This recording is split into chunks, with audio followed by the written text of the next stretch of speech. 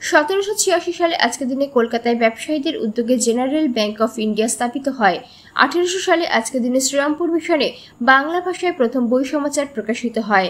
1871 সালে আজকের দিনে ফ্রান্সের শ্রমজীবী মানুষের বিপ্লবের মধ্য দিয়ে প্যারি কমিউন প্রতিষ্ঠিত হয়। 1944 সালে আজকের দিনে চলদিল্লি ধ্বনিমুখে আজাদ হিন্দ ফৌজ ভারত বার্মার সীমান্ত অতিক্রম করে ভারতের মাটিতে সশস্ত্র সংগ্রাম শুরু করে। 1965 সালে আজকের দিনে সোভিয়েত নভোচারী অ্যালেক্সি লিওনভ মহাশূন্যে মানুষের পদচারণার প্রথম ইতিহাস সৃষ্টি করেন। 1994 সালে আজকের দিনে বসনিয়া ও ক্রোয়েশিয়ার মধ্যে ওয়াশিংটনের বসনিয়া মুসলিম ক্রোট ফেডারেশন চুক্তি স্বাক্ষরিত হয়।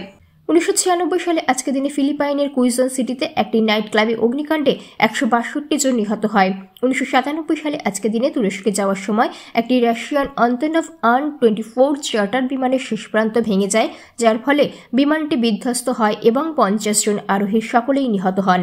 2014 সালে আজকের দিনে রাশিয়া ও ক্রিমিয়ার সংসদ একটি যোগদান চুক্তি স্বাক্ষর করে।